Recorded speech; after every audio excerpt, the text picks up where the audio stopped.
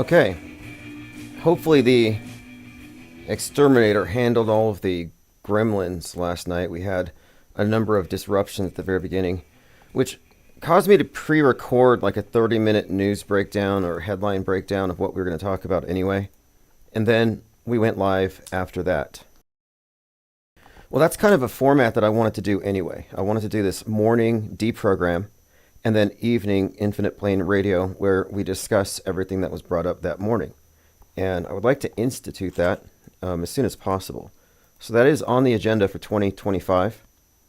Looking forward to the alien invasion, space junk, fake nuke, and whatever the Luigiites are going to do. This war on CEOs, on the system, on capitalism, there's something up here. Antifa, like Antifa on meth, was one of the features in the show The Madness. And that's the show where the character, the CEO, the billionaire, who's financing the racists online and who bought the election, he's based on Musk, and he gets killed. So I'm like, okay, that's got to be some kind of foreshadowing. Again, tonight we celebrate the dog star, Sirius, the star that all the secret societies worship and fixate upon. And at midnight it will reach its highest point, and then it will fall. So when the ball drops and you're counting down, you're supposed to be praying, I believe, to Sirius or something. I'm not sure how it works 100%, but I know it's pagan. And we're all taking part in it. All right, joined by Austin 108, Kevin Mooring, Diana Southard, Tracy Banton, Ears Up. Yeah, Anufel says, Happy New Year for the mind-free people. Yeah, to be considered awake, in my opinion, you have to be off-world stage. It's not a truther position. It's not a woke position. Those are false awakenings. This is a rude awakening. I mean, it can be. For me, it was a gradual paradigm shift. For others, they experience it as a series of paradigm shocks. And a lot of people aren't even able to receive it. They're not receptive, which is fine. It all goes over their heads. I mean, we always talk about symbolism, how it's in your face and no one sees it. And I understand it's because it's so subtle. But once it's been pointed out, and we're not talking about cognitive bias or I guess what it would be self-fulfilling prophecy or just cherry picking. There are various logically fallacious ways of, I guess, attributing some kind of order where there's chaos, but we're just pointing out facts. We're not conspiracy theorizing here. We're just pointing out, hey, this particular event has these features, and for these reasons, we think it might just be a hoax or a simulation. And every time we dig into these things and we go deep into what I call the metascript, we find our analysis to be consistently validated. And so, for example, the image of Luigi hanging out, in the back of the cop car smiling, and then you've got the air freshener, which is Wade Wilson, or Deep, is it, what's his name? The derpy guy. I mean, I'm sorry, I just don't like the character very much. The Deadpool. So Deadpool is an anti-hero, so that kind of fits. But his name is Wade Wilson, and Wade Wilson happens to be the name of a very popular serial killer with all kinds of groupies. So there's another connection to Luigi, killer with groupies, and he also has a tattoo on his face of the Joker smile. Well, today someone just sent something else to me. I believe it came from There Already Here. I didn't know this, so this is posted on X. Joker's true name finally revealed by DC. The Flashpoint version of the Joker reveals that the main DC Joker is named Jack Oswald White. This is a new twist on his possible real name, which has been hinted at in other adaptations. So I'm not too familiar with the various versions of him, but the Oswald connection here is kind of interesting in light of the recent reference to Oswald in conjunction with Luigi being perp walked, dressed like Oswald. And we're not the only ones to point this stuff out. And I make this point of this too. If you're looking at a psyop or a hoax, basically a theater, you should look at it like it's a Kubrick film. There are no accidents. If it's in your field of view, if it's one of the photos that's put up there, it has some significance it's a safe assumption. And so we were picking up on this Joker symbolism and Riddler symbolism with this character some time ago. But the Oswald connection was also kind of interesting to find out about here regarding Joker. And I want to point out, too, that by all indications, Kubrick directed the fake JFK assassination. And Oswald is not a patsy. Like Thomas Crooks, like Luigi, he's just a LARPer, an actor. But Kubrick also directed Full Metal Jacket, and the main character is basically based on JFK, the war photographer. And his name is Joker. And there's a number of Oswald references in that particular movie, but specifically, though, on his helmet, he's got this JFK reference in the form of a target on the side of his head. Yeah, oh yeah, let's talk about FOGVID. The big story right now is FOGVID-14. Fog is the new drones. Like, drones are out, fog is in. And it was predictable. The same people are promoting it, the same style of shillery. It's all shills. In fact, I made this meme with Drake. It's like the new current thing. Drones, no good. Fog, yes. And it's happening. Like, it's FOGVID 2024. FOGVID 24. It is the thing. And a number of people are claiming that it's making them sick. They're actually getting sick from it. I have a few headlines regarding this supposed FOGVID 24 conspiracy theories. This is from Daily Dot. Engulf social media. Government conspiracy, aliens. You decide. Conspiracy, and this is all money for them. Like, at this point, we have to realize that alternative media is unserious. This is tabloid journalism at best. It's unserious. It's clickbait. And I think it says something about where we are as a society and what role media really has for a lot of people. And I'm starting to think that we shouldn't take it so seriously. As in, maybe we should look at it more as the screen, the glowing screens and the doom scrolling and just people, just info junkies. But what are they craving? What is this experience? And I think it's similar to like a campfire. Like, this is a big communal campfire, and people just want to hear the best stories. Some people want to be scared. Some people want to laugh. But I think it's all just really a form of entertainment, infotainment, and it's not really real. I mean, the news stories that they focus on are, like, for all intents and purposes, a form of entertainment. It's not journalism. It's not objective. And I would argue that anything on the world stage media is unobjective, just because every story presupposes that all of the recent news events have been real. Many of the things that are obvious psyops, which we've decoded, deconstructed, exposed, many of others have done this too. If you think about it, nothing we say matters. The official version of history will always reflect the mainstream news. So that means that the mainstream news rests upon an edifice of lies. So it's a fictional universe. It's a closed system. All right, joined by Flozik, Lord Laney says, Pack of Truman Dog Star New Year's Penguins. Yeah, we could talk about the symbolism of the Dog Star. It is interesting. Tracy Banton, Technology, the New Year is the first day of spring. Joined by Mizell, X322. And Nilful says, Tim, I suggest you watch the South Park episode Mexican Joker. Maybe you can find something interesting there. Well, just to put this in context, there's been a number of overt connections between the Batman universe and various terrorists and shooters and assassins since Dark Knight Rises and the Joker shooter. Layers of coincidences.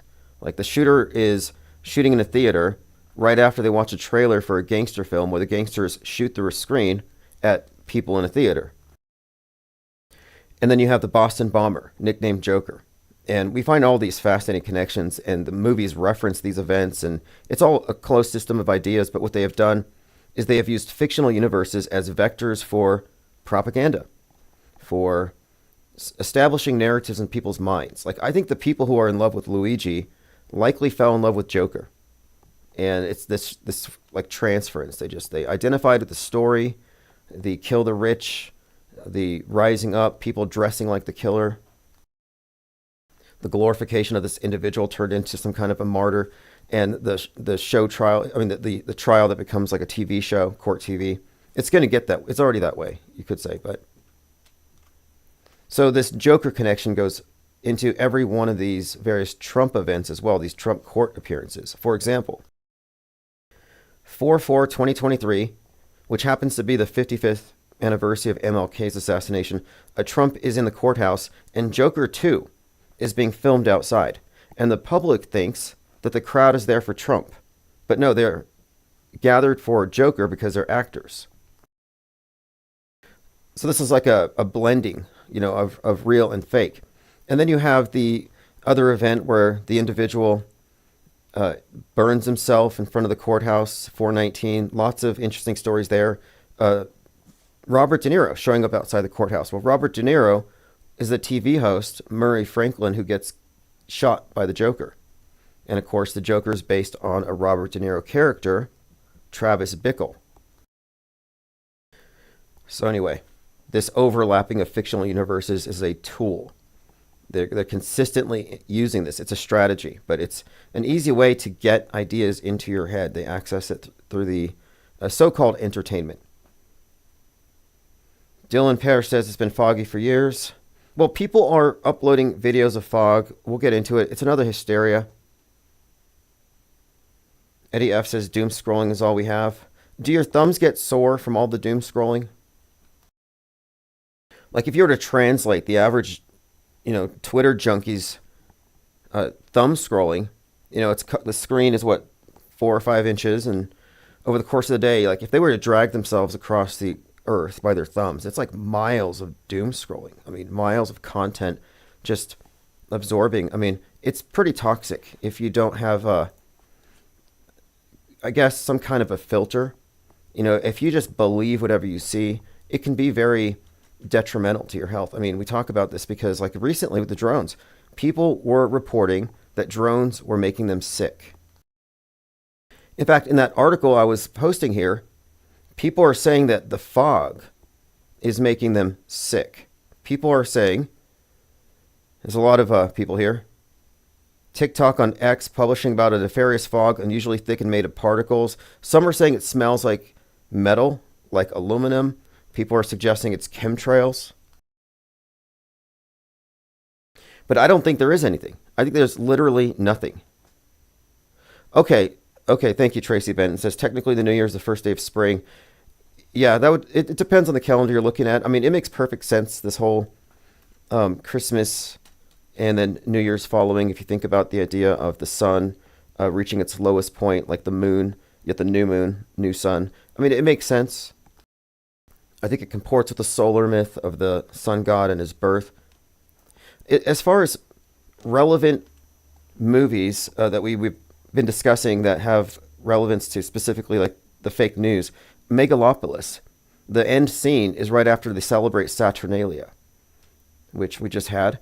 And that was the scene where you had the Elvis impersonator wrapped in a flag singing Trump's inauguration song.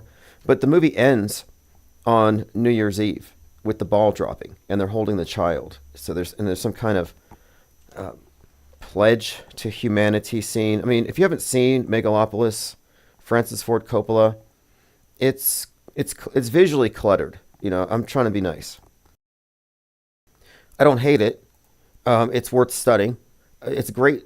It's a great mashup of whatever he originally planned, and they threw in a heavy dose of The Matrix. The main character looks like Neo, hangs out with this Lawrence Fishburne character in several Matrix-like scenes where his driver, this Lawrence Fishburne character like Morpheus, is describing the nature of time. And it also has in it many elements of Dark City, the strangers who freeze time and change everything up. But in this movie, they're called the Design Authority. I would refer to the metascriptors as the Design Authority. And they do, in fact, control time. They control time because they write history and they perform it in advance. And, I'm not saying everything is fake. People kind of straw man it. No, certain things are fake. Good liars don't lie with every single breath. They lie strategically when you trust them. And people have trusted the media for a long time, and the media lies strategically, and it gets away with it every single time.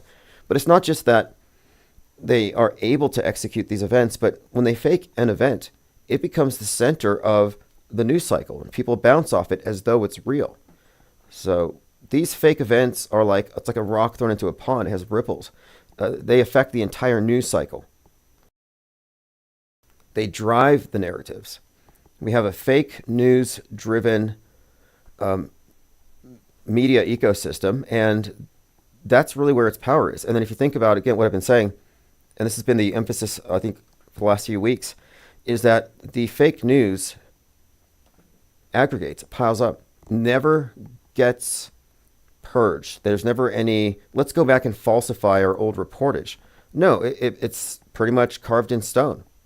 I mean, with the exception of the occasional, like Jussie Smollett type event where somebody tries to fool the media and they get exposed, that's all just performative.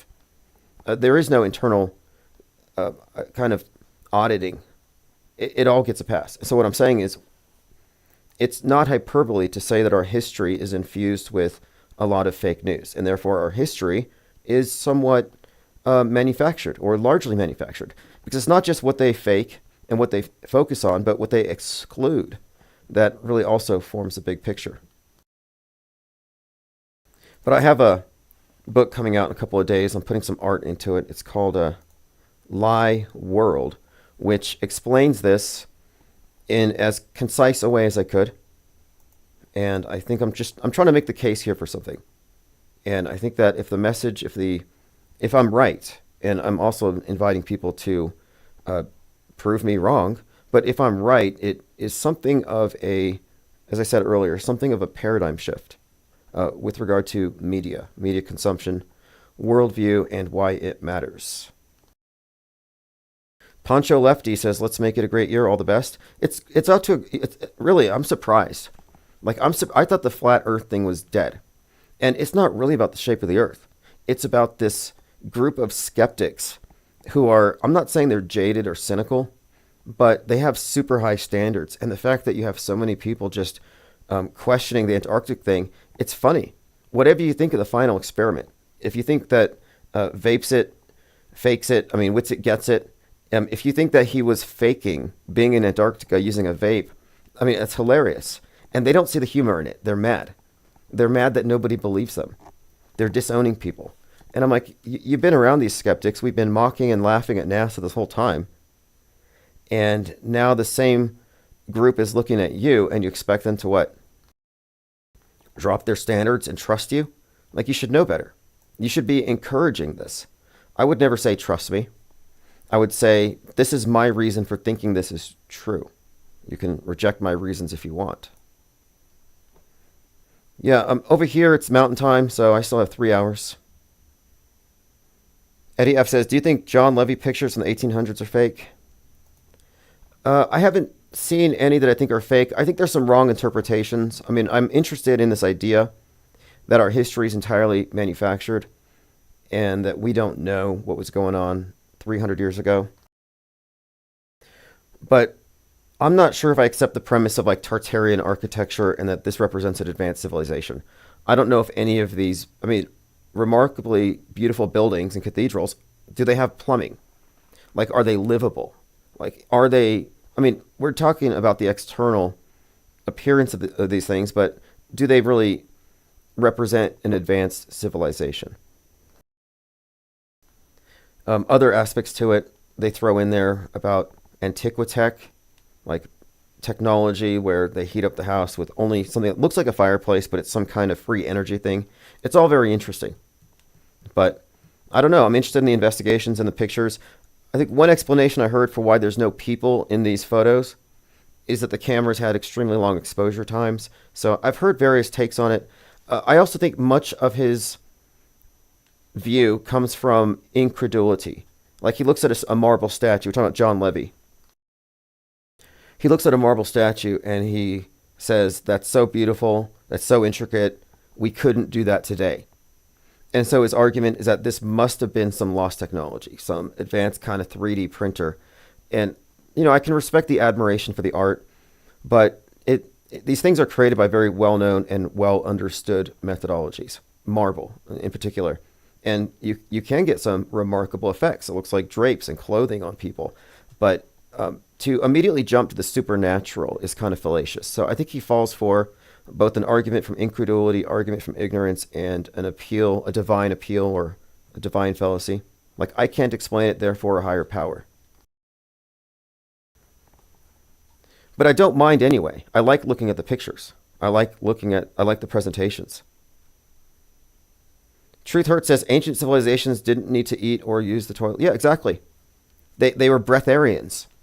They were just living, subsisting off of free energy. And now we're a fallen species and we have to eat like the animals. But we used to be higher. Like, I don't know how they explain these things. What's happening? I will take calls. Truth Hurt says they got energy from the sun. I had this idea, but I have a conscience, so I won't do it. But I considered hiring a couple of crisis actors to pretend to be breatharians for like 3 months. But I'm just afraid a lot of people would copy them and die. But I thought it would be great, and I thought maybe as a twist, at the very end, they would all be caught like at a Burger King with Whoppers or something. Totally staged. We need our own PsyOps department. I have a lot of ideas for PsyOps. I have a folder here. Repopulation postcard, says Dylan Parrish. Right. The orphan children, orphan trains. Well, there's this movie series on Netflix that kind of makes me think about mud flood. The reason why the mud flood theory is interesting to me is that just like the basic idea of a recent civilization covered over. So, for example, there was a series, I think it was called Chronicles of Shannara, based on some fantasy series, where these elves are running through a forest. And it turns out that this fantasy world, this fantasy Lord of the Rings-like movie takes place like 500 years in the future, after we nuke this place. And they fall through the forest, through a hole in the ground, and find themselves in a ballroom. And it's the 20th century in the ballroom. And they laugh at a picture of a newspaper showing a moon landing. They just kind of hint that the 20th century got buried. So that's what's kind of interesting about this idea, that the previous civilization gets buried and something new starts on top of it.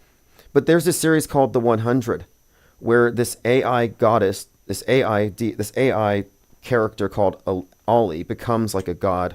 She decides that man is a threat to the environment, so she wipes out everybody with nukes.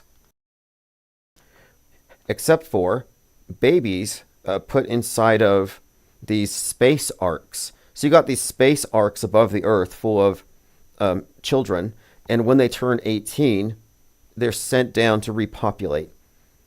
So the idea here is that the world's been destroyed and now it's being repopulated, and that's kind of what's built into this mud flood idea, that the previous civilization was wiped out and then repopulated, and these trains inexplicably show up dropping off a bunch of kids. It's a fascinating story. Joe says read the PsyOp folder. I don't want them to steal my ideas. Like, I have a lot of ideas. Like, and look right now, the public will fall for anything. Drones, FOGVID-14. They're ready for anything. And I have some ideas, but as I said, they will use them. And I don't want to give them advice. I feel like we've been improving their PsyOp game.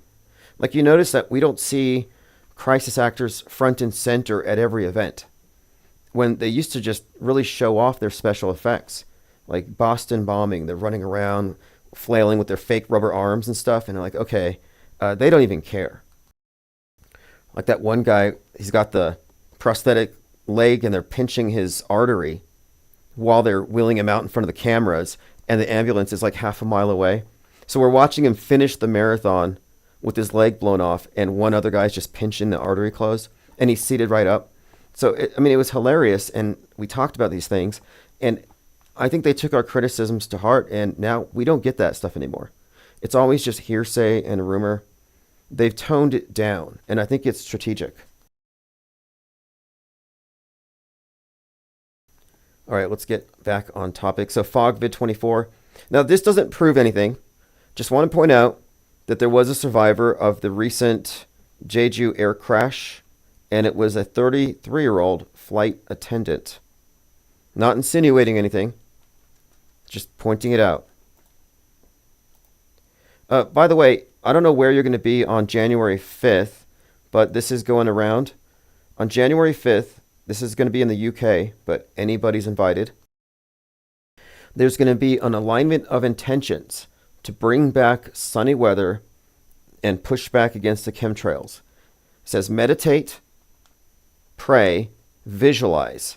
Whether you're religious, spiritual, or atheist, all are welcome, online or off.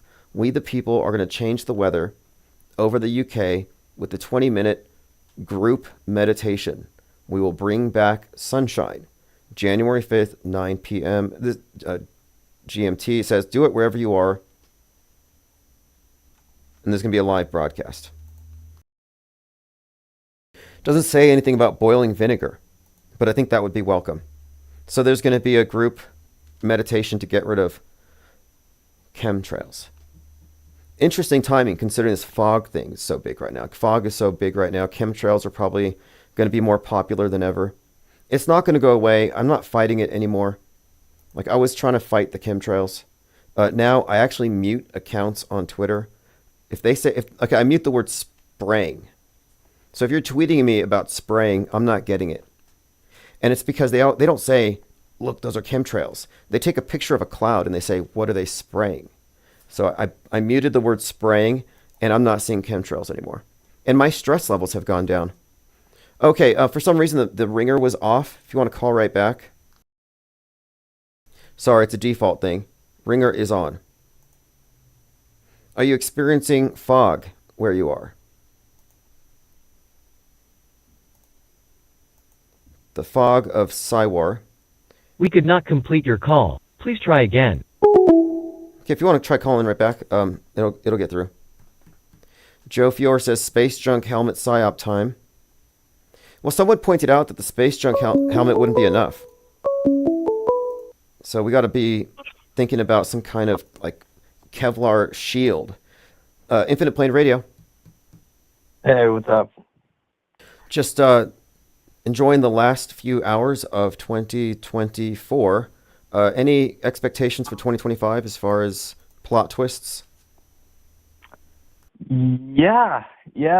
It seems like we're headed in a direction. I think there could be some left-wing violence, and that, fake violence, obviously, and that will cause right-wing. We'll see this Civil War thing heighten, I think, and maybe Trump will get his head blown off. I don't know. Maybe one of these, Laura Loomer, I don't know, Nick Fuentes, whoever.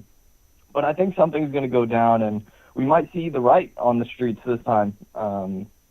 And I think, other than that, okay. I think they'll just...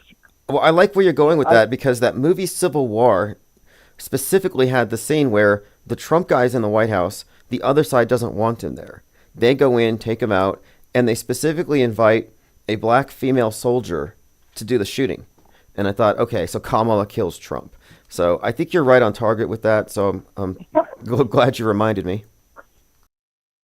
Yeah, I also think they're going to keep furthering like the long-term agendas. I think climate change is a long-term agenda.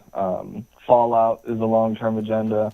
I was thinking, man, like these people, right? And this is the topic I wanted to get into with you. These people, they have their own mythologies, right? They have their own flood myths, and they have these, spiritual things. And basically, I wanted to get into it with you, like what credence do you give to these claims of these Masons, these people that interpret the Bible in a certain way, these Solomonic magicians, and specifically the Thelemites?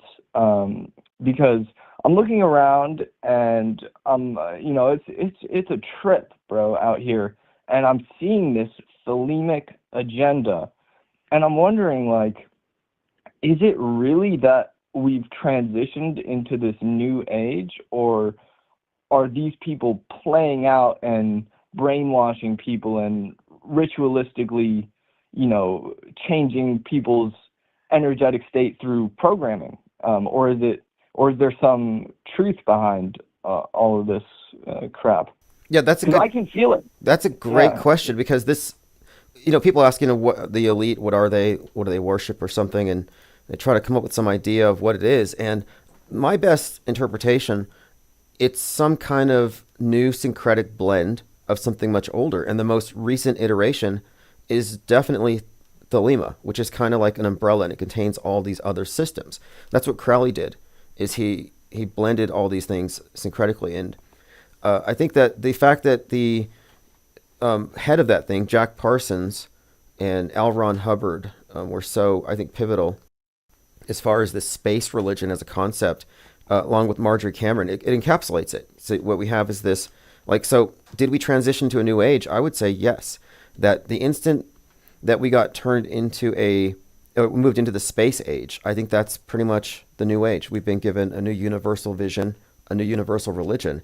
And at the very core of it, there is this, I guess you would call it a cult belief system. And one of their core tenets, though, is that not only are we transitioning into a new age, but they're the ones who are responsible for making it happen. And I think a lot of their agenda, if you look at this Age of Horus concept, has been, I think, implemented very, very noticeably. Absolutely, man. It's very apparent and it's mostly a cultural thing, I think. And I looked a little bit into Egyptian mythology, and I saw that after Osiris dies, he's killed by his brother Set, and Horus and Set are battling, vying for the throne, and they have this long battle. And I was thinking that could be potentially getting played out, this battle of the old patriarchal system, and evil versus this freedom,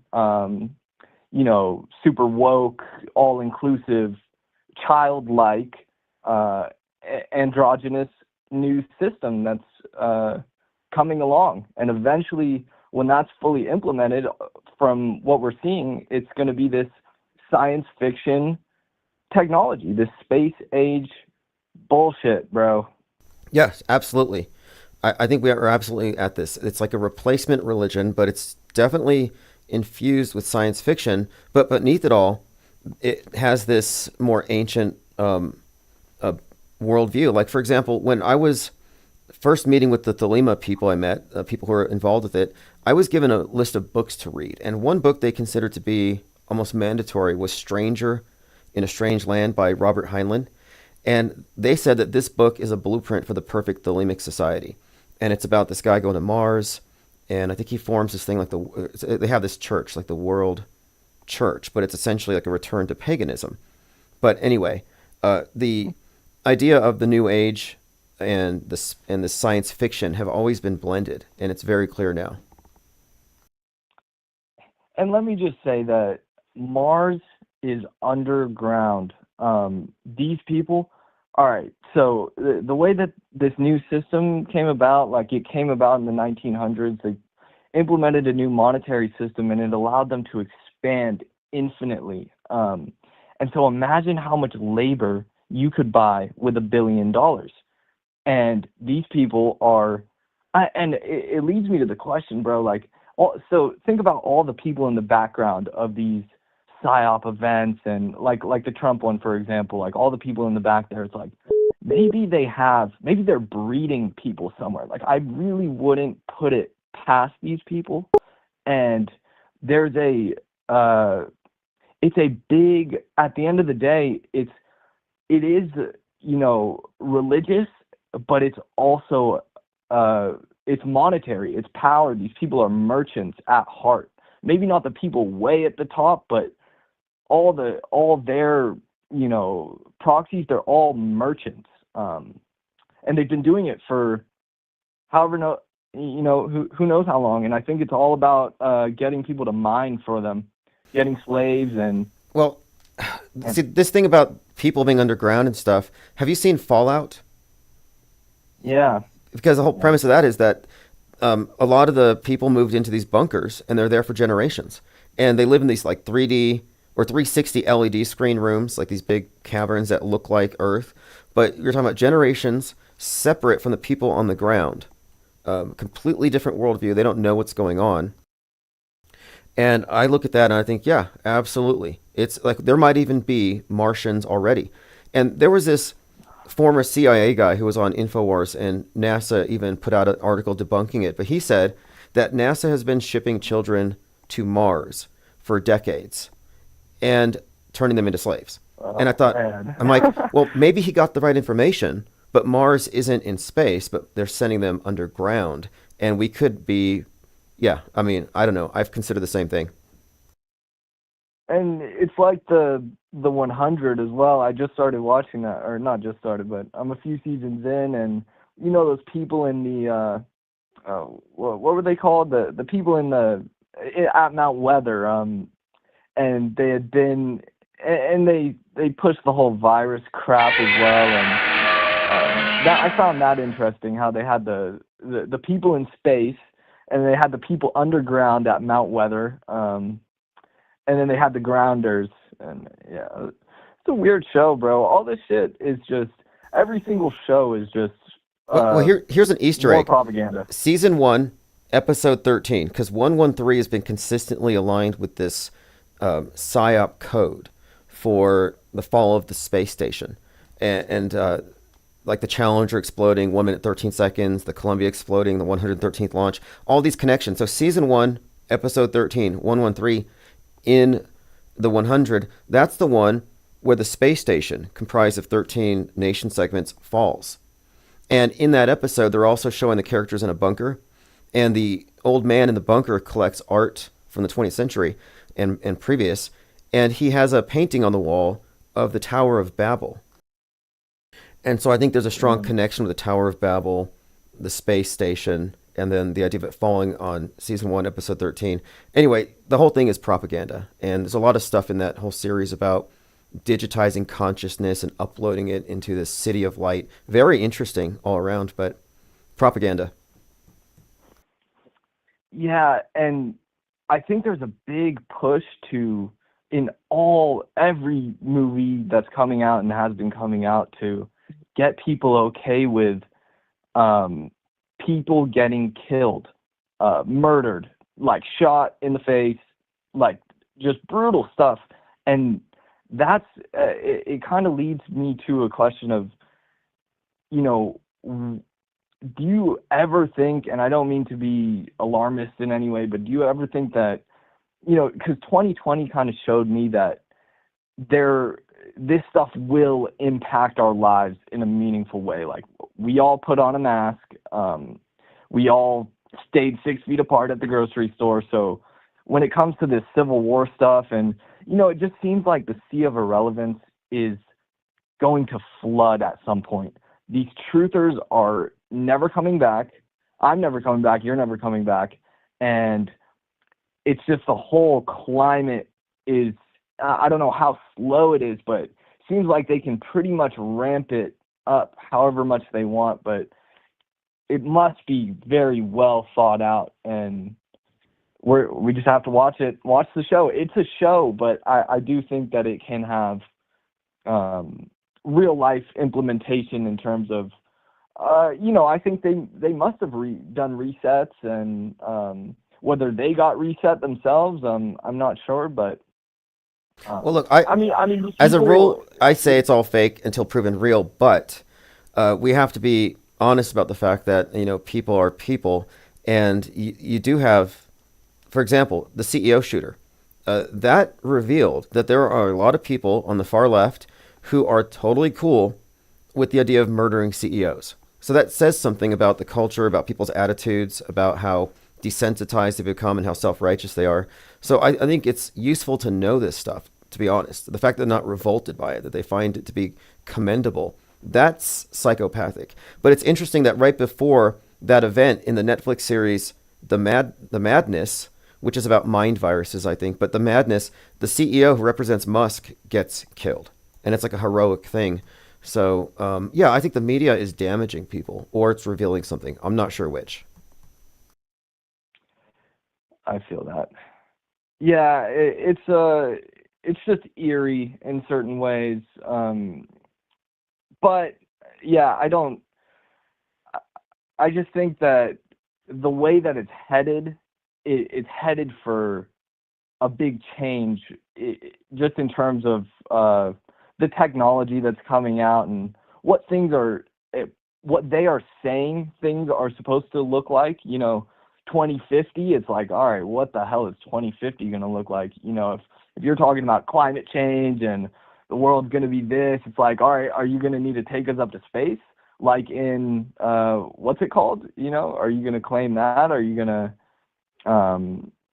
but, yeah, I think the best we can do is what we're doing here. I tend to focus more on the government and academia part of I get my media and entertainment breakdown from you. So just know that you got people out here, bro. Great. We're cracking it. Yeah, absolutely. Yeah. I'm glad you're in the think tank, because this think tank has been consistent and integrated since 2017, and we've been, through some permutations and development, but I think we've been fine tuning. And so I always appreciate all these different viewpoints, because what we're doing here is, it's actually very entertaining and it's constructive. And since we're based on suspending judgment, we're not getting the negative effects of being emotionally entangled with these stories. So I like the detachment from it as well. Not at all, man. Best thing you can be is unbothered, unfazed, and just focus on what's important. Know thyself.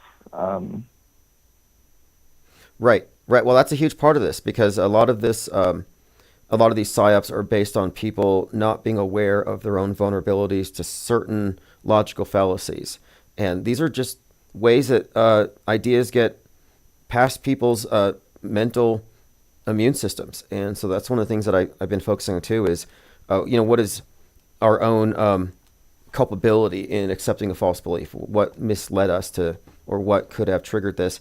And some people get mad when you try to take away their beliefs, but I'm like, you're better off being a non-believer with reason than believing something because of some emotional need or otherwise. Yeah, they're best. It's a cult, big time. And I just heard about this fog thing, and I was just like, holy crap. Like, it just shows you, I think this new TikTok research, where I don't know, this is what I wanted to bring up, is like, is it just grifters, or is there some agenda on these platforms to promote these things? And so if something has 1 million likes, right, it's like, it gives it some form of credibility in the minds of a lot of people. So it really changes things when it's being pushed out there so much. It's like, fog, bro, like, I think it's foggy as hell. It's way too sophisticated an operation. I don't think this is random people on TikTok. I think it's, and the way that these TikTok videos are produced and then published on big X accounts that are blown up, I think it's strategic. And what we're looking at is an active measure where this demographic is being targeted with these things in order to confuse, bewilder, whatever the agenda is. But there's nothing organic about any of these things that trend. And I noticed that the witnesses, whether it's the hurricane damage witnesses or people, they saw something in Maui, or now the fog or the drone people, there's a certain style to it. They all look like, a lot of them look like actors to me. So I don't think it's real. I think it's inorganic and it's being pushed, and it's very effective. But I don't think that I don't think it's anything more than a strategic, I guess you would call it an active measure. And it's meme warfare, and people are bowled over by it. Do you have any theories on, because they must have some airtight NDAs? I was wondering what you thought about these crisis actors, and how they could get away with it without people coming out with it. Yeah, but there are right. major events take the Twin Towers and shit. It's like, all right, there was a lot of people that were supposed to be in that building. 9/11 was before my time, but you know what I'm saying? A lot of these events. That's a good You have any question. theories on that? That's a good question. Well, with 9/11 in particular, you have to consider that on that day, there were 88 drills, mass casualty drills. We're talking more than 1,000 live mass casualty actors active that morning rehearsing terror attacks.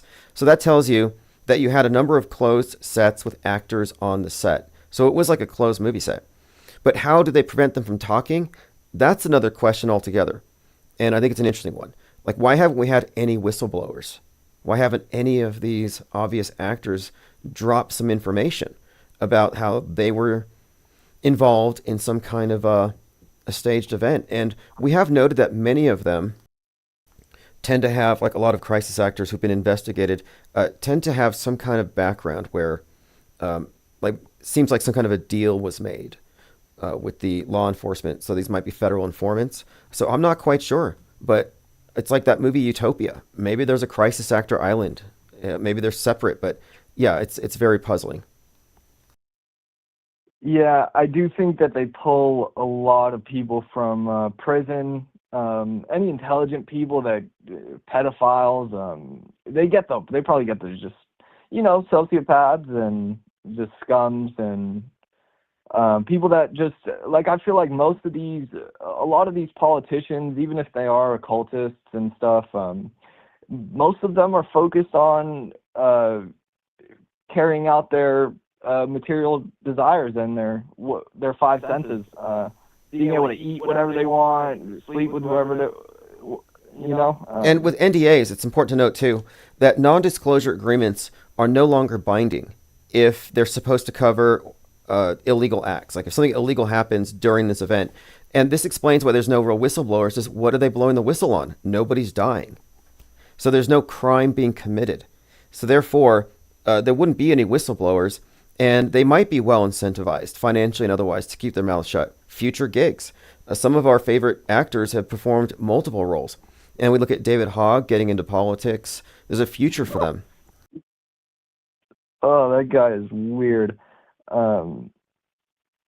It's amazing how, though, they go from a staged event to now they get involved in world stage politics, and they're never called out for their essential non-existence, for the fact that they're like, hey, you're not even real. Like, you are literally LARPing right now. You're a character. You're still in character. You never got it. This is how they fuse things, though. They have fused the real with fake, and they can create people out of thin air. It's like time travelers. It's an incredible power. Yeah, and if somebody came out, it would just go into the sea of irrelevance, man. A few 100,000 likes, nice little story, and everybody's gonna move on. What was it last week? And then what's it this week? It's like, I don't fucking know. Yep, exactly. CEO shooter, drones, fog, and then next week maybe Fallout. I'm hoping for Fallout. When's Luigi out of the picture? It's like, you know what I'm saying? Not long, man. I don't know. This might be a bigger story, but yeah. Well, you mentioned left wing getting violent and there being some counter response. And I do want to point out that in the movie The Madness, which foreshadowed so much of this, there is a character who remarks that when the killing happened, he said, "This is our turning point." And I think that's a reference to the Turner Diaries, Turning Point USA. So I think that instigation may actually precipitate something, obviously staged in all likelihood, but I think that it has been said, like it's been put out there, that like stochastic terrorism, like they put out there, like, hey, look, let's float this idea and see if we are ready to do something crazy. And everyone's like, yes, we're ready for this. So I kind of think the left has been primed for something. Absolutely, man. Everything that's going to happen, whether it's 20 years from now, it's all being put out there. The idea, no, it's not even just the idea. It's not even just in the entertainment. It's in the media telling you that it is going to happen. They tell you, hey, this is going to happen. And then it happens. Yeah, it's really incredible. The newsbenders, I call it the news benders. That play describes it perfectly. And we are living in a news bent reality, and it's fascinating to watch it with the perspective that we have, because we're not caught up in the visceral drama of it. Yeah, I hope we can, you know, get help each other one day. And I'm into farming and stuff, and I'd like to get some land. And because we need to. I don't want to say we need to get off the world stage or anything like that. People have their lives, but it would be nice to have a place where like minds can. I don't know. The think tank is excellent, my man. Well, What you're doing is I know what you're we talking need it, about. bro. I mean, I saw this thing. You've probably heard of it. This Bertaria thing, right? Where comedian Owen Benjamin sets up this big event, and the thing that he does, whether you like him or not, or care about his comedy, what he did is he created a venue. Since he's not going to be he's not going to be accessible to any world stage venue, and I don't ever plan to curry favor with the world stage. I don't ever think that what we're doing is going to get any kind of acceptance in Trutherville. So we always have to think about our own venues. And one of my objectives for 2025 is we have to have an Auto Hoax Con. We've been doing conferences to kind of test the idea and see if we have enough speakers and content, which we do, but we need to do it in person. Like, we need to have an event where it's not conspiracy theories, it's not chemtrails, it's none of the usual stuff, no alien garbage, but it's specifically media fakery and auto hoaxing in general. And I think that that needs to be done as a separate event. And so 2025, I had planned it last year. I was like, this has to be the year we do it before any kind of attempts to water it down emerge. Yeah, marketing these days is just key, man. I have some things in the works, and there's going to be a day where I come to you with a proposal, and I'll see what you think. Because, it's all it really takes is, but they're censoring you so hard, and it's so obvious, but it only takes, from one of us, one viral video to, triple the subscriber count or the follower count. That's how it is these days. And the dumbest videos get thousands of likes, but the way that you speak and the way that you articulate things is very powerful. And the way that you're not like a robot and you have a sense of humor is perfect for this. Oh, thanks. That reminds me, because I've been doing clips. We're now live streaming concurrently on TikTok. And I'm doing this on purpose. I'm trying to get out there because I think we need to do clips. We have to realize that there's not just a competition for attention, but maybe even shortened attention spans. And I think we want to reach people with a 30-second sound, just a sample, and then bring them into the think tank that way, because this is always long form. We've been talking here for probably looks like almost half an hour. And so to get people into this, we need to think in terms of how do we get sound bites that can go potentially, viral. So great suggestion. Yeah, and there are a lot of people out there that this is an intellectual group, and there are a lot of people out there that actually value that or will come to value that from listening to you. It's very inspiring to, think critically about everything. Question everything, really, is the motto. And as for it really, certain things like the music, I'm really going to promote the music as best as I can. I have certain things that can help towards that. The music is really crucial. You make certain skits with the music, and everything can change, man. Everything can really change. And I agree, and I'm definitely interested in any suggestions you have. And and as far as your previous point, this is a platform that leans more philosophical than political, and I'm hoping that a lot of people get exhausted on the political soap opera and gravitate more towards our line of thinking, which is essentially critical and not activist. They will, bro, and that is the way that things are heading. The way that things are heading is towards the truth. In terms of, it might be really ugly right now as people, figure things out, but the memes are out there. People are, I don't want to say they're catching on because everything they're catching on to is contrived, but at some point, if you get to a certain level of memery, you're a big memer, a big, massive troll in the best way possible. And that is what is good these days. That's what's popular, and I'm fine with it. And I think that is part of the new agenda. I think, yeah, That's true. That's true. I mean, look, we are the ones responsible for the most popular flat Earth meme, which is research flat Earth. And we started that through a billboard, and then we had it put on the Daredevil's rocket. But the proliferation of that particular meme can be traced directly to this think tank. And we have a number of instances where, we definitely emphasize memes because you're trying to be viewed over this it's this cacophony, and it's psychedelic practically. It's so chaotic that you have to have a strategy to reach people and to be seen and heard. And imagery is important. The visuals are huge. And I'm doing a lot of work with AI generated art these days. So you see it in my newsletters. One of my themes recently has been penguins burning down the world stage. And these are, just visual accompaniments to what we're discussing. Yeah, the world stage is a massive play. It's a comedy. It's a drama. It is a nightmare. Literally, it's a mushroom trip, bro. It's absolutely and the scale of it is absolutely perplexing, and it's so compartmentalized that there are real things happening to real people, and it's so well organized. I live in a major city, so it's just I look around and I'm like, what is going on here? What was I born into?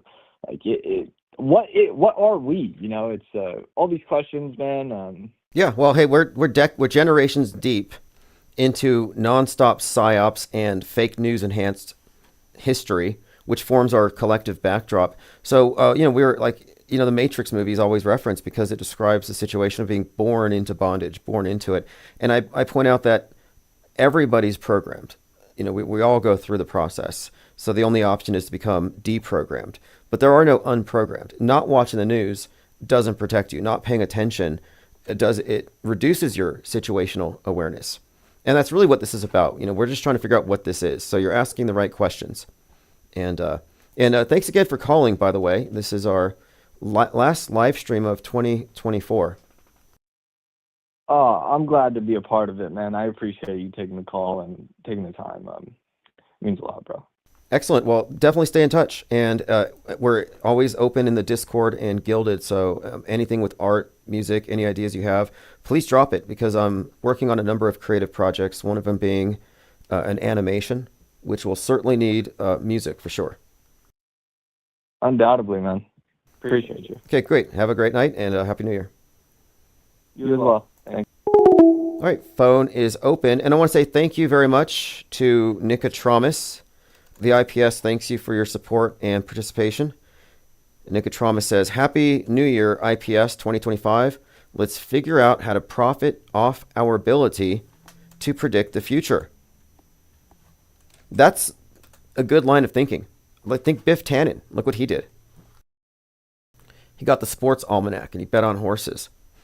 And I think you might be onto something. I know some places where you can do bets, but more than just bets. I mean, right now, it's safe to say that radiation emergency kits are likely going to be big sellers. Laura Loomer is selling those. And that's a key indicator because she's deep in the PSYOP entertainment complex. And so you have to look at what the insiders know. And that might be the next thing. It's not storable foods. Everybody's stocked up. It's not going to be masks or hand sanitizer. But you notice even in 2020, people trying to sell hand sanitizer were shut down in favor of bigger approved stores. It was not free market. I would have been all for it if it was free market, but it wasn't. There were entrepreneurs clearing out hand sanitizers in dollar stores and putting it on Amazon. And it's like, that's totally fair game. They're providing a service. Now they can be delivered anywhere. But others, anyway, my point is, it wasn't a free market. And PSYOPs, I always spell it with the dollar sign. Somebody's making money, and they don't want any competition from below. Aries Lee said, did anybody get sick? I was jogging, came home, got a fever, felt sick, lost my taste of smell. Probably drones. Probably drones and whatever came out of its fog. Plain Dakota says, the programming for space and dinosaurs is the first thing. It's on all baby toys and pajamas. Oh, it's sinister. You grow up as a baby. It's all dinosaurs. You watch the dinosaurs on cartoons. They talk. You see Barney the dinosaur, you hug Barney the dinosaur. So you're all about dinos. And then the first thing that happens when you get into school is they show you a globe, and then you have your dinosaur toys, and they say, oh, by the way, the dinosaurs got killed by a giant rock that hit the earth. So like immediately it's MK Ultra trauma-induced mind control. Like everything they know in terms of fictional characters, all these characters they got attached to, yeah, they died, mass extinction. So before you can even say mass extinction, you know what it is. It's lesson 1 when you're like 5. Nicotramus, radiation detection, radiation PPE, radiation cleanup. We need to figure out. I didn't have the funding for it, but in 2020, I was talking about organizing a cleaning service where we drop off red biohazard containers at businesses with PPE, and then we collect the waste and take it to the appropriate facilities. If I wasn't live streaming, I would have been doing that. Now, there's this movie called The Humanity Bureau with Nicolas Cage that might give us some clues about what's to come. So if you haven't seen The Humanity Bureau, 2017 film, 2018, Canadian science fiction. In the future, war, climate, political agendas have robbed America of its resources, and a bunch of people are locked down, and they're locked down because of radioactive waste. Well, it turns out that there is no radioactive waste. It's a big hoax to keep people locked down. Imagine that, tricking people into locking down. Couldn't happen in real life, right? Now, this was 2018, but one of the things in the story is that the Geiger counters were illegal. Contraband. You weren't allowed to have the equipment that would allow you to detect that the whole thing was a hoax. So, you're like, do we want to sell these? Will we be able to? Harmon Walker, appreciate that. I sent you Cash App for the new year. It's the second time I've used it. Hey, thank you very much. I'll double check to make sure. I will respond with a penguin emoji.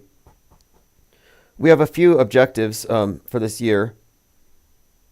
One of them, of course, is AutoHoaxCon. Another one is the IPS Insider. RR says, I just got in here. What is the fog? See, I think the fog is the fog of Psywar. I think the fog is nothing more than a panic that is following along with the drone panic, and it has the same disseminators, the same meme vectors, the same people promoting it. So I'm suggesting it's fake until proven real.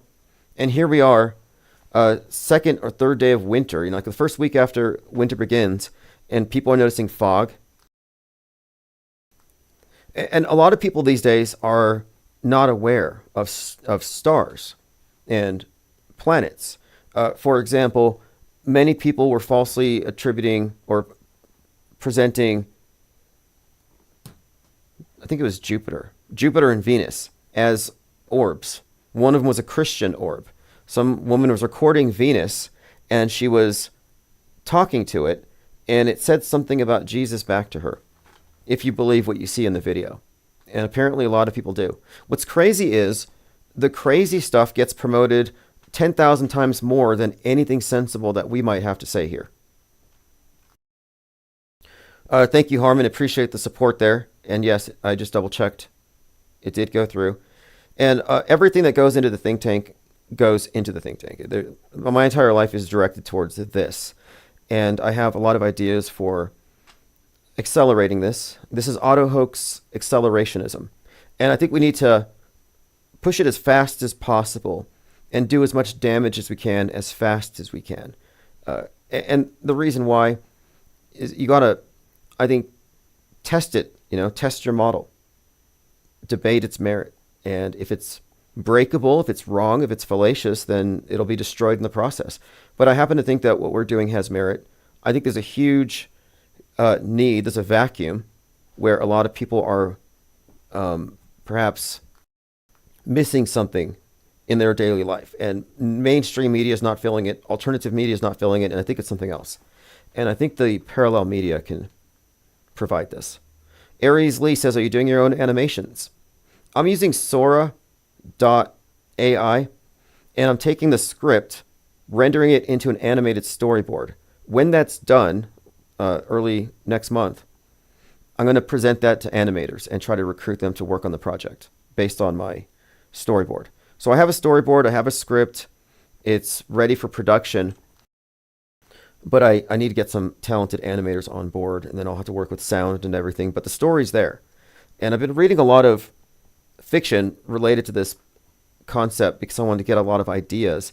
And one of the things I've been doing is I come up with there's a visual I want. So I go to, let's say, Bing Images, and I create something like a cyborg penguin, for example, augmenting his flapper with an arm with a hand. And then I upload it to Grok, and I get a detailed description of it. And then I take that detailed description of it, and I put it through the video rendering site. So I have a system, and it's really remarkable. And I think it will help move the project faster than if I were to wait until I could afford to hire everybody. So whatever you think of AI, it's a labor-saving device and a leveler of the playing field. Thank you, Frank Murr. Appreciate that. Putting gas in the think tank.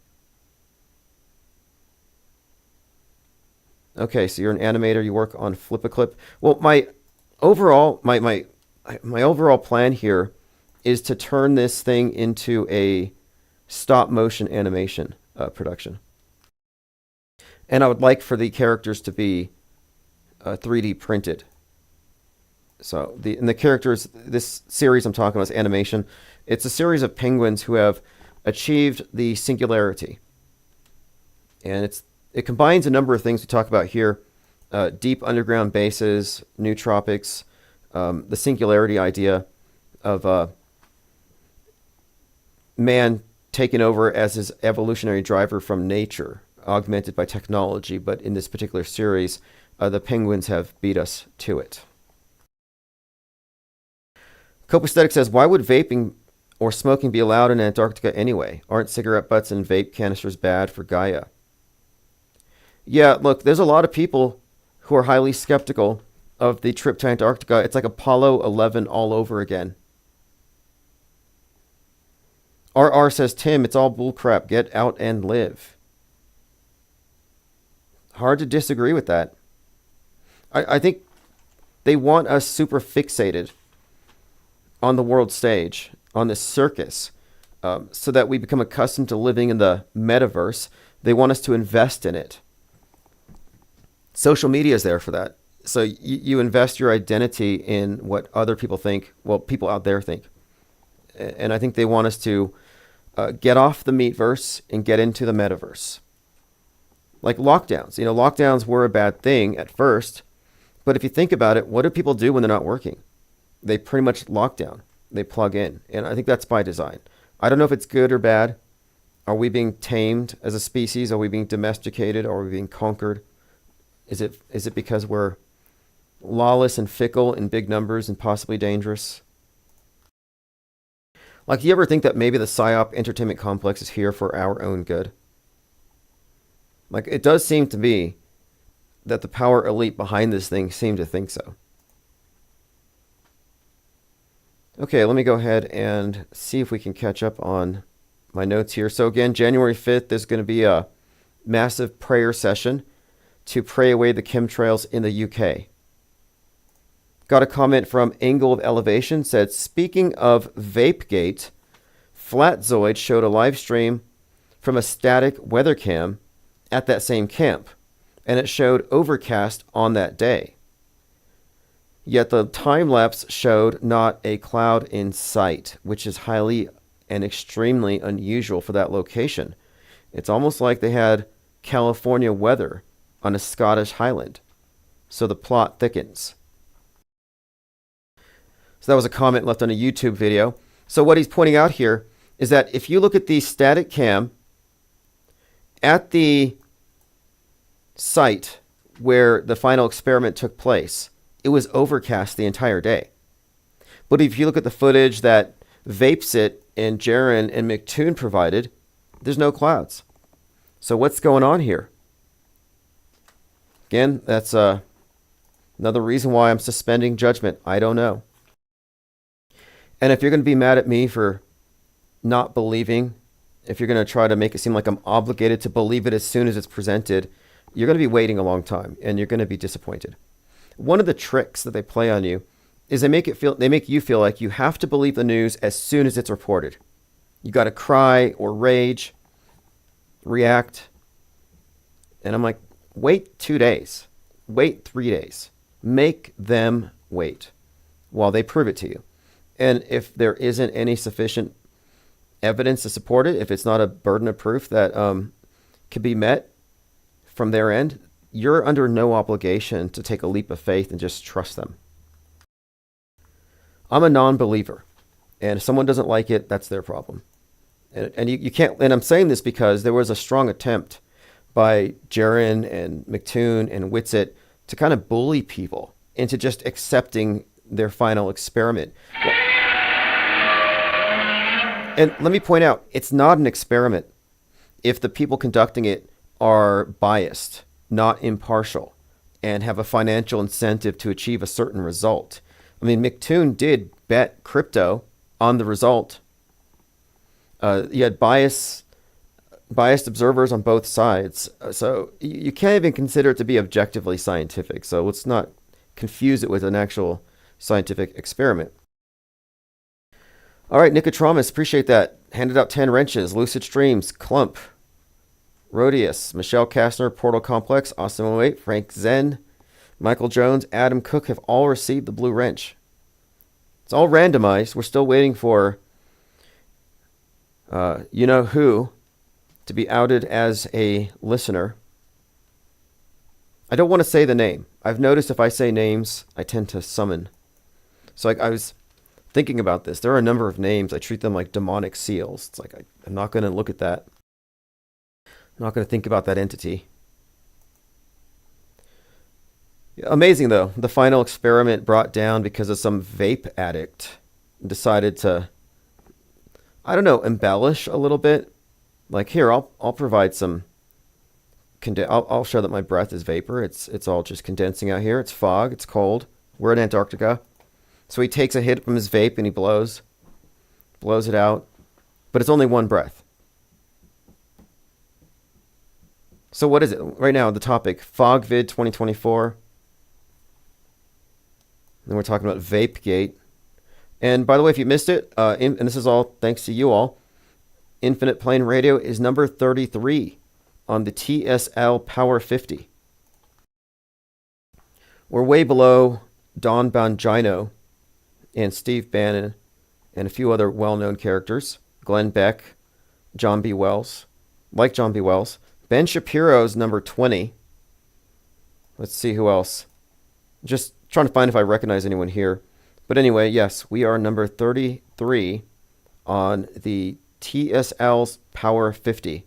And Clyde Lewis was number 1. This is for 2024. On Paranormal Radio, I believe we were number 8, or was it 8 in the top 13? Something like that. But if you didn't know, in addition to the video streams and TikTok, we're also live streaming on radio.net, Radio King, TuneIn, and several other radio, paranormal.radio. Missing footprint, says Lean Dion. Oh, the footprints are hilarious. So they're walking through the snow and you hear crunch, crunch, and it sounds like cartoon sound effects. Like, what is this, Pixar? Like, these are canned sound effects, I'm pretty sure. And I'm like, okay, I'm hearing them crunching, but I don't see any footprints. So where's the crunch coming from? And why is it so, like, I don't know, just so pronounced? Thank you for feeding the crack Gwyn, Ted Striker 2112. So if you don't know what the crack Gwyn is, imagine a kraken, but it's a big penguin. And we discussed the Sea of Irrelevance, where everybody lives. They're at the bottom of it. And we are in a raft. Penguins gather on top of the waters, and they call it a raft. So our raft floats atop the Sea of Irrelevance. We're actually buoyant, and they're not. People in the Sea of Irrelevance, people in the mainstream fictional universe, might find the truth about one or two events, but they can't elevate from that. They're still stuck in this muck because their worldview has been rendered subjective and incoherent, contradictory. But at some point, the raft is going to be so big that critical mass is what I call it, critical raft.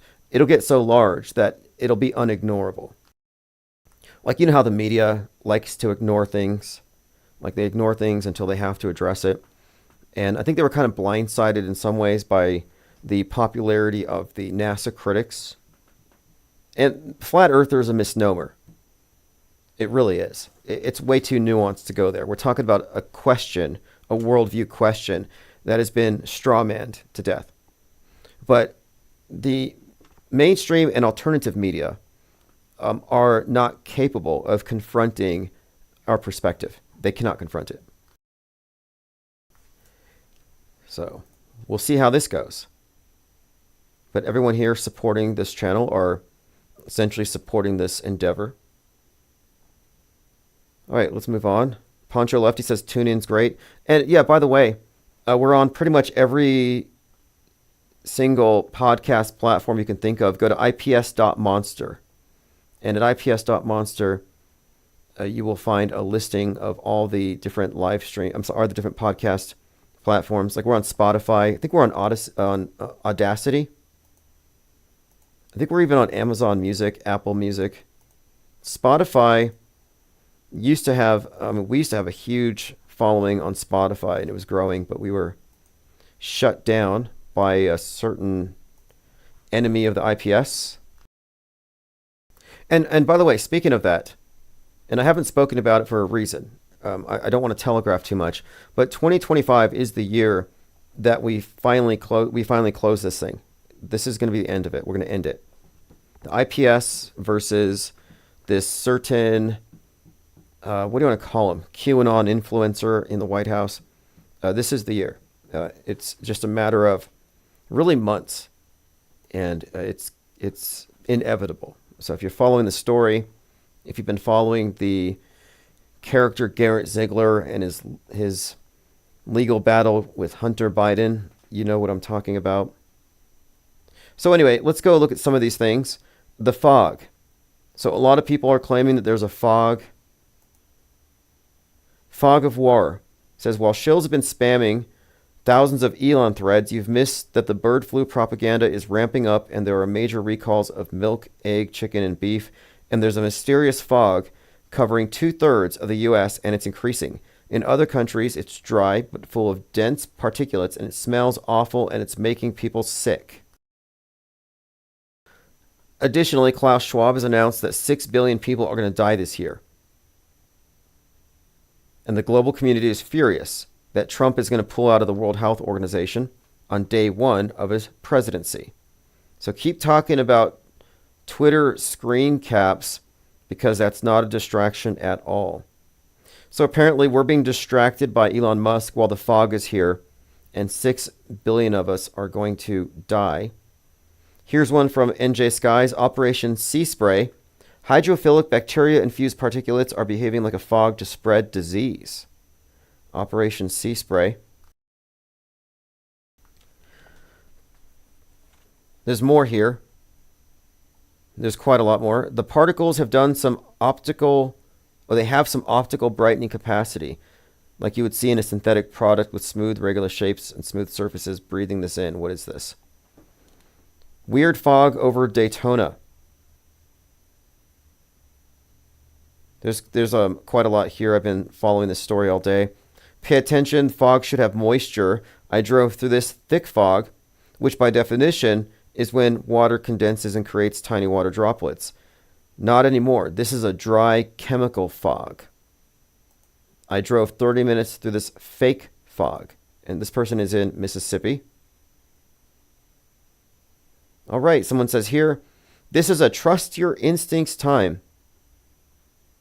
Okay, this is someone suggesting it's not just the fog, but it has a weird smell and it's making people sick and it's triggering respiratory illnesses and allergies. So here's a short clip of the fog.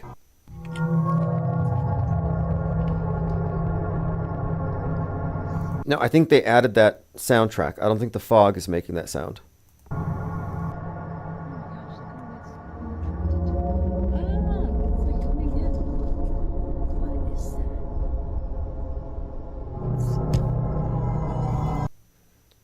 I'm with Nicotramus. There's got to be a way to profit off of this stuff. And people are buying into this anyway. Do we need to sell fog masks? Like, how can you sleep at night? You got space junk, you got the fog, you've got drones. Like, how can you feel comfortable? There's got to be something, and I have some ideas. I'm thinking some kind of cover for the bed, like Kevlar, like space junk protective, but that also it seals hermetically. I'm like, not like an iron lung, but kind of. But I'm trying to come up with something for, maybe even aluminum foil on the outside, 5G reflective. Can't be safe enough. Peter W. says fog helmets. Yeah, at a minimum masks, because they're saying these are chemicals and they're making people sick. And again, all the same people who are promoting the drone hysteria are all behind this. Don Keith says, first came the drones, then came the weird fog. Now there's reports of respiratory illnesses across the globe. Are we about to experience another engineered pandemic? I almost hope so. And it sounds cynical, but I almost don't care. Like, I wouldn't have a problem with it. It wouldn't bother me. It really wouldn't. At this point, I'm so inoculated against their psyops. I think it would just make our job easier. I think rather than protesting in the streets, I think a lot of people are just going to mentally segregate from all the brainwashees and the enablers. And I think that will help our parallel media grow. Mango says, I was watching I Dream of Jeannie, and she was knocked unconscious by space junk. Aries Lee says, remember the New Ager Sasha Stone had a 5G blocking skull cap. I looked into that, and yes, there are 5G protective blankets. It's beyond just tinfoil hats. A tinfoil hat's not enough. You got to wear a tinfoil hat and a chemtrail mask. And by the way, I have a comic strip based on a character who wears a tinfoil hat and wears a chemtrail mask at times. It's called Lie World, and he basically falls for every current thing. He's toxoplasmosis. He's got a cat, and he falls for every conspiracy theory. But if you haven't seen it, it's called Lie World. It's on my blog, and it's going to be published in The Insider. And I'm also using this title, Lie World, for my new book, which will be out in a couple of days. I mean, it's not new to those of you who've been listening as far as the ideas, but I've put them down, I believe, in the most concise and accessible format. So if you're trying to explain what we're talking about to someone who has no clue, you could break it down in 30 seconds. Like, forget the military-industrial complex. It's the PSYOP entertainment complex that you should be paying attention to. But I am going to be releasing this in a few days. I think it's important to, every once in a while, put our best ideas forth in the most condensed and concise way, because we are developing something here as a think tank, and this is just one of its products. All right, so this has been great. If you want to follow my blog, it's timosman.substack. And I will be putting these in print anyway, so you're not going to miss them. I've got about a dozen of them, and I'm working on them all the time. I draw them, and then I take a picture of it, and I digitize it. So we got through most of my notes. There's still quite a lot more to talk about. I have to go to an event here. But yeah, so the big story right now is FOGVID 24. It's a panic that's just now sweeping the nation, well, now the world. We didn't spend a lot of time talking about the Antarctica thing, but it's not dying down at all. And people are going through it right now with the fine-tooth comb. So if there's any impropriety, if there's any fakery, it's going to be found. We're not making accusations. Here's someone else. Paul's Corner says it, quote, smells like spray. This fog is in Florida. It's 9 a.m. It smells like spray. Now, technically, I shouldn't have... Oh, no, I wrote that one. Okay, because I muted the word spray. Now, I don't know what spray smells like, but they're saying that this fog is a chemical thing. And look, if you believe that you're inhaling some kind of a chemical, I'm done. it might be a good idea to put on a mask. And speaking of masks, the other day we were looking at the story of that lady that was burned supposedly in the subway. They identified her. 60-year-old, her initials DK, I don't know the name, but the subway car that she was in had a number on it, and that number perfectly correlates to a mask that you wear to filter out particulates in the air.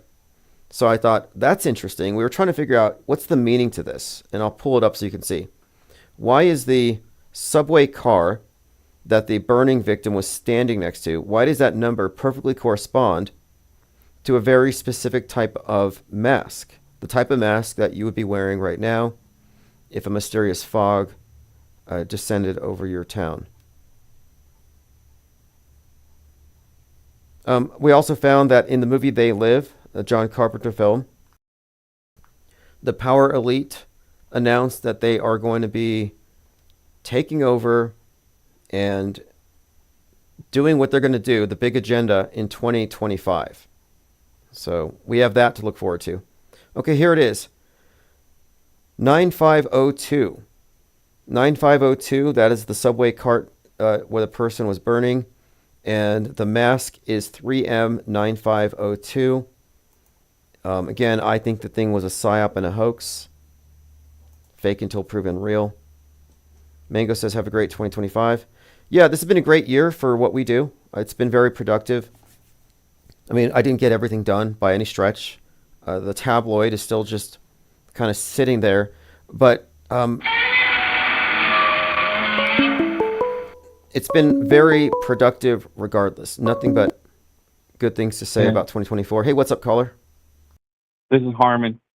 Hey, Harmon, thank you for the support there, and Happy New Year. Oh, no problem. I'm so far behind on this. I've been unplugged for like a week and a half or two, and that's a lifetime. And what's this fog thing? I'm sorry if it interrupts your show, but can you give a real quick rundown for me? So the drone thing faded away, and now a lot of people are reporting strange fog, and it's been dubbed FOGVID-14, and so it's trending right now. Tons of people are promoting videos, and they're just basically pointing at snow and fog, winter weather. But now the winter weather is being interpreted as something nefarious, and all the big channels on Twitter, like Concerned Citizen, all the big chemtrail channels, they're all saying. So they're creating their own reality in their mind. Precisely, exactly. It's a panic. Yeah, it's power suggestion. Power suggestion. That's why I look at it. After the drone event, I said they could play Orson Welles' War of the Worlds from the original recording right now, and the public would fall for it. And this just demonstrates it all over again. Yeah, I've probably been unplugged since like almost 20 days now. So I don't even know about it. So how is it going to affect me? See, the thing is, I have no clue about it. Never heard this. First time I heard about it.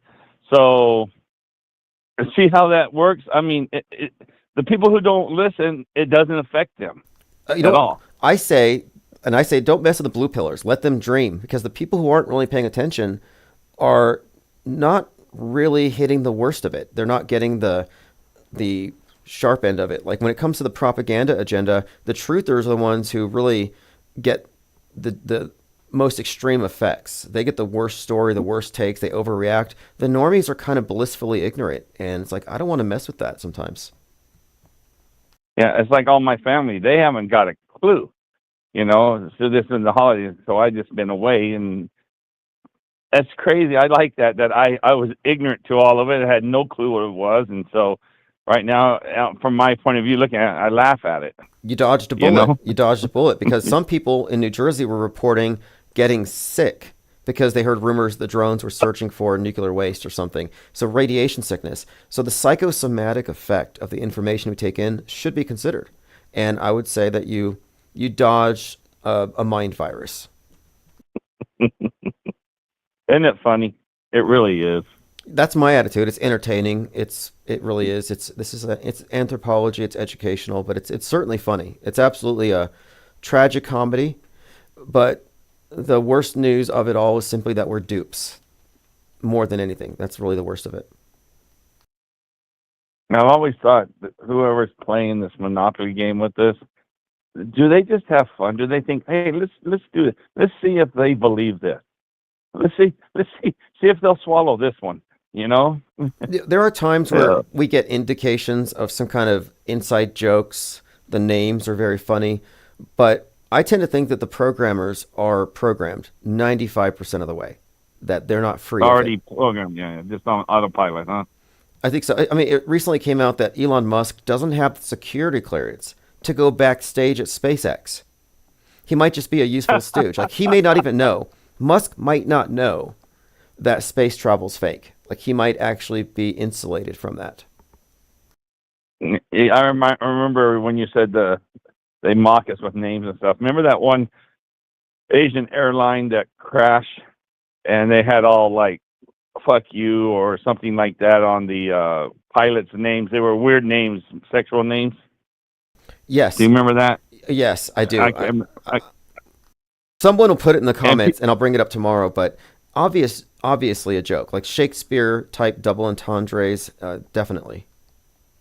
That female news reporter was just saying it, not even realizing what she was saying. I don't know, or did she know? I don't know. Maybe she didn't. They just told her to read this, and it was something wrong. One of them was something wrong, I think. Yeah, some Ting Wong. I remember that one. Hey, Poncho Lefty, thank you very much. Someone here, Poncho Lefty just said Happy New Year. What city are you in? I want to say thanks to Blue Dog. Blue Dog says no fog in central Arizona. Okay, so there's no fog in central Arizona. Good to know. Well, I live in Laughlin, Nevada, right on the Arizona on Nevada border, right on the Colorado River. Okay. Very nice. I haven't noticed anything. Matter of fact, our wind started blowing 2 days ago and hasn't quit. There's a fog here in Albuquerque, but it's because we have, I think, more dispensaries per capita than any other city. It's like every other street corner, every other gas station has become a dispensary. So there's always a fog here, but it's not a chemical fog. Yeah, ours is our skies are as clear as a bell. And that guy from Central Arizona, I wonder where he's from. Where's Central Arizona? I don't know.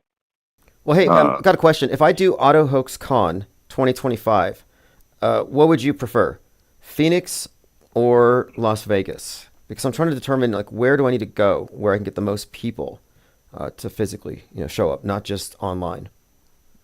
Well, it's more expensive to go to Vegas, but people seem to want to go there. But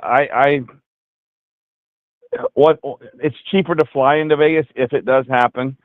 So the flights to Vegas are definitely cheaper than going to Phoenix and stuff. That's all I can go off of by the prices. I consider Denver. I mean, I live in a place that's pretty easy and cheap here, but I don't know if this is a place where I can attract the numbers that we're going to want for this Auto Hoax Con. It really is cheap to fly into the Vegas airport. They promote that, so that's the only thing is Vegas is cheap to fly into. Speaking of, I recently revisited the Vegas PSYOP, and a lot of those people who were at the event flew in from California, which is kind of weird. Like, who flies from California to go to a country music concert? And my friends all did. All my friends did. Okay, they love it. They all go in there. Well, but they drove. Okay, well, the thing is, they flew in and they flew out, and there was this. I was going through it. That's not normal. No, you got to see this article I just posted, where 50 people who were shot at the Vegas event were shot at again at another concert in California. That's why I thought. Right, I remember that. I'm like, okay, Yeah, just a few months later. talk about Yeah, bad luck. same people, same people. But yeah, no, like you, I understand what you mean. People flying in. No one hardly ever flies in from California. They always drive. You know, they drive in and drive back out. And what was so funny about that Vegas event? Um, one of my friends, he was CNN had posted, and him and his wife were running. He was at the concert, but they took the picture caption, and he was the thumbnail for all of CNN. Oh wow. You know, Okay. so I thought that was funny. But I said, I questioned what happened. He says, "Well, we don't know. We just ran. They herded us all through this one little narrow area, and they just told us to keep going. You know, and that's all he knew. And he had gone through the stage, and right on the stage, CNN had taken that picture and used him and his wife as the thumbnail. Interesting. Very So not suspect because that was an open event. However, they had their cast of characters in the crowd. I mean, one way to look at these, because there's various types of psyops. Some of them, like the Boston bombing and Vegas, those are performed in a manner akin to a flash mob. Any expectations? well, can you hear me? Yes. Yeah. Go ahead. Yeah, I had a video of when they were doing, they were, of course, you know, they erased a lot of the videos and got rid of them of the Vegas event. But this one guy went down to help a guy he thought was wounded, and the guy looks up at him right there. He's videoing it. Says, "No, I'm part of the exercise." He said. Oh yeah, I love that one. I think he had like a bullet hole in his head. He's like, "No, I'm dead. Keep going." Like, if people don't know, Oh, you what we're remember talking, that? Yeah. Actually, I do remember that. The whole scene. That was Yeah. a big reveal where he's telling the security guard, "Hey, why'd you shut the lights off? We need to check these people because none of these people have been declared dead. There's been no EMTs. They just shut off the lights." And the security guard's like, "Oh no, they're already dead. Just leave." I'm like, that's weird. And there's And yeah, that Go whole ahead. event was it was a turning point for the think tank because Well, really, that sheriff was in Hawaii. He was the sheriff in Hawaii. You knew that, right? yeah, the Maui event, which Yeah, that he shows was you. he was the sheriff that was in charge of the Vegas event. It's kind of a side note, but I've been doing a little bit of research into the reporters who cover certain obvious psyops, and then I look at their background and what other stories have they covered, and you can kind of get an idea of which reporters have the high security clearance and are involved in psychological operations. Because we call it psyops and hoaxes, but ultimately it's psychological warfare, and there's a lot of people who are intelligence who are performing as journalists. So it is interesting to look at all the characters involved in these various events. Always a clue. You did hear it was probably why you went off on that was because you remember when Trump got his ear lobe gone, right? That photographer has been the photographer of the presidents, I think, since like 79. He photographed on 9/11/2001. He photographed the Secret Service agent whispering into George Bush's ear, and then he photographs the bullet whizzing by Trump's ear. Same photographer. And so I think it has something to do with the symbolism of the ear itself. The whispering in the ear, the bullet by the ear. There's some symbolism inherent in this, but the same photographer, both events, tying in 9/11 and assassination. And then you have the photographer who photographed the death of RFK, who also photographed the 9/11 falling man, Richard Drew. Well, So the photographer with the Trump guy, from what I understand, he was there when Reagan got the attempt. oh, When interesting. he got shot. Okay. Yeah, Okay. from what I understand, he was the same guy there too. I'm going, oh my gosh, you know. I go, that's just crazy if you think about it. Hey, these are gigs. That's what I said earlier about certain crisis actors who get managed to get into politics and stuff. It's like, wow, that's like, I don't know. It's intriguing to watch the merging of fake and real, and it's revealing to look at these various actors on the world stage, and you can kind of get an idea of their of how they carry propaganda to the masses through the cover. It's like Trojan horses. So like Robert De Niro isn't just Robert De Niro with Trump derangement syndrome. yeah. He's also Yes, the character so in many this movie. roles. Yeah, he has all these associations built into him. And that's a calculated move. So everything you see on the news, especially with big Hollywood actors, everything is contrived. and Well, everything it is goes serving. back to that British show back in '69 or '7 when they were showing that 30 minutes clip where they predicted everything ahead of time. They told us what they're doing, right? Oh, the news You know benders, that yes, one. the news benders, and Yeah. I really think that that is essential viewing because we live in a news bent reality, and it's more than 5 years in advance, and we can prove it. We prove it every day. Just the fact that the fake news gets a pass and never gets corrected and actually steers the broader narratives is evidence enough that our history is bent. And then the question is, who's bending it? Well, that's what we're always talking about here. And where are they steering it? And they're steering us into some sci-fi dystopia lockdown world. I mean, I don't know. It's bleak if you go off of their. You want my 25 prediction? Is that what's going on tonight? Yes. Or hope or expectation. I say, well, I always believe that the population number they give us is widely skewed, and following the numbers, and I think Eric DeVay did one and tried to add up the cities, and it just doesn't close to add up to 8 billion people. They always fluctuate 7.5 to 8 billion, and then someone will say more, but I'm leaning towards there's maybe just shy of 4 billion.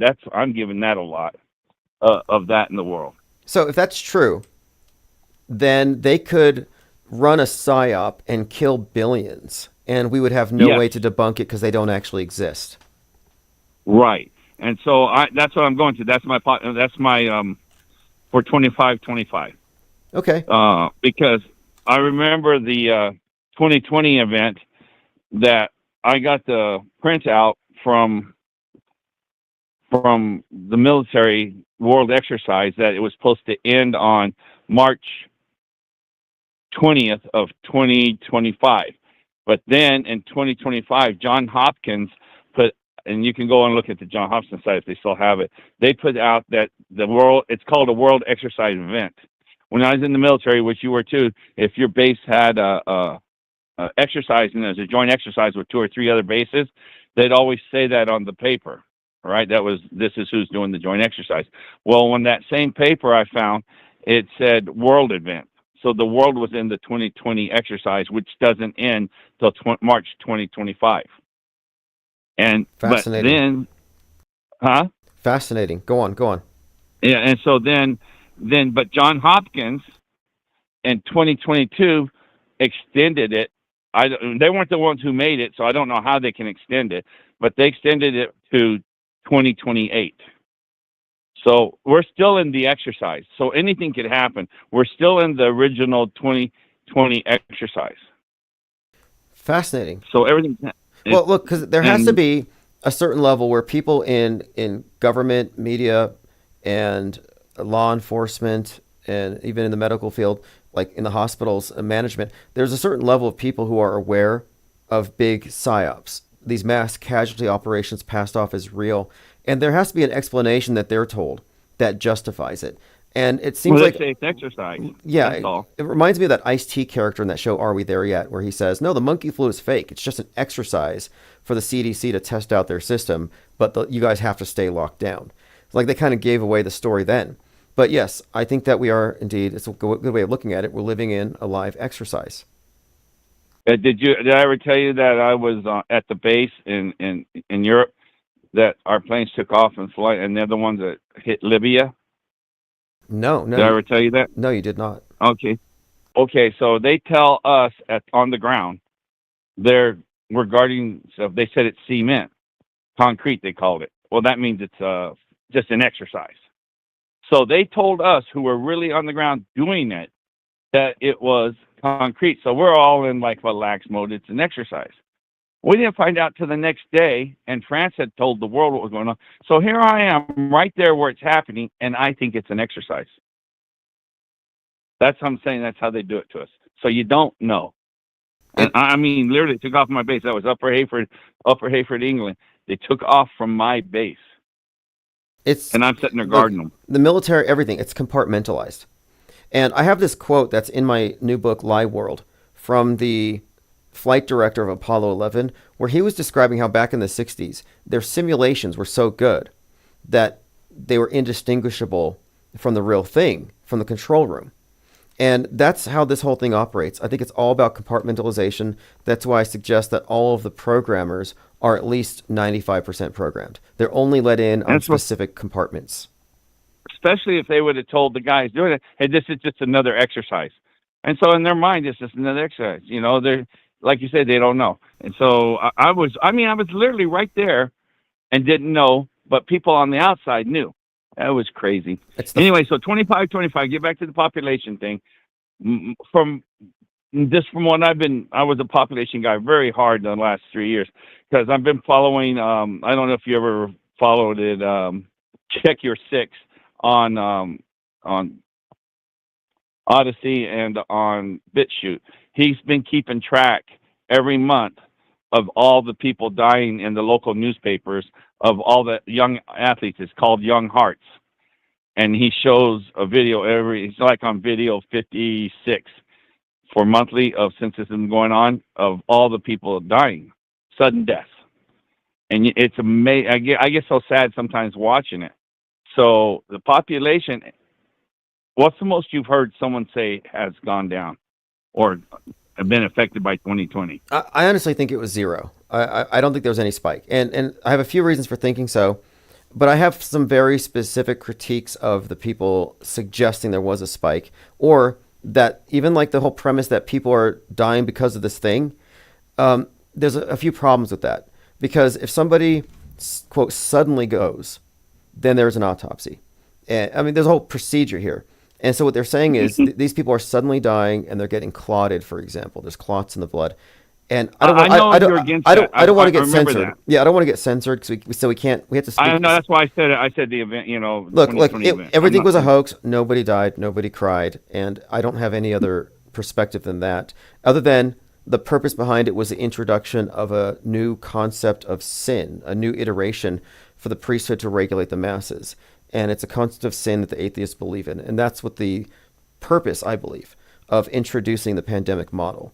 It's a form of regulating people to the level of the individual. And we saw them flex that in 2020. Well, we've talked about this before last year, and I told you, and you know, of course, it's just me saying it, but I've had at least 6 friends. Right after my doctor I'm from a little town where I was from, and it's isolated. And I think in my opinion, there were bad batches in certain areas. And if you remember, well, look, we're treading into an area where I can get my channel shut down. So I haven't said the V word or anything. We gotta be careful though. We gotta be careful. I'm saying, because one of my channels is monetized, but we all heard this. And we dealt with it through 2020, 2021, 2022. And I just say it's all the fog of Psywar. But I am with you on the point that if they artificially inflated the populations in our minds, then they have billions of crisis actors to be eliminated who don't actually exist.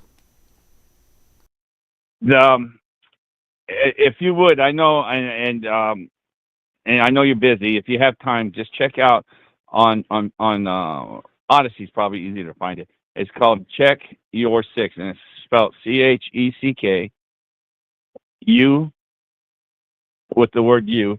Not the word U, but check UR. Your, it would be, stands for your. Okay. And 6, the number 6. Yeah, look, just do that. And for people, look at that guy. He's not a. Is he an anti? Is he an anti? Because like I refrain from following antis. You know, I understand the pro position is bad, but the anti position is also bad. So I take the position of anti-pro, anti-anti. But if he's not a hardline anti, I may be interested in what he has to say, especially if he has a methodology. He just shows headlines. He doesn't talk.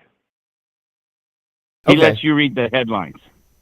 Okay. And he's done a lot of work. He goes to all the small towns with the headlines don't get put in mainstream. It's just local papers he finds all this in. Okay. That don't get picked up by the press. Did you know how they pick up the press? I didn't know that. Did you know how UPI picks up the news? That guy from... no. How's that? How? Explain.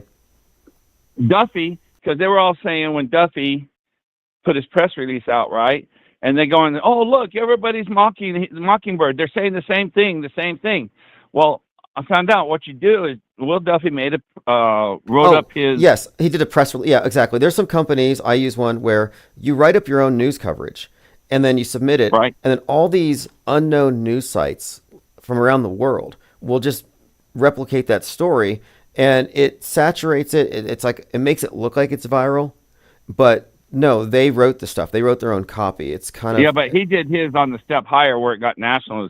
What he did is he paid $750 to the United Press, whatever that is, and they puts it on their ticket tape. And then all the news agencies will go to the United Press and look at their ticker tape, and they choose which story they want to run. And so he paid $750 to them to put it on the tape for like a billboard, maybe for 2 days or 1 day or something. You know what I'm saying?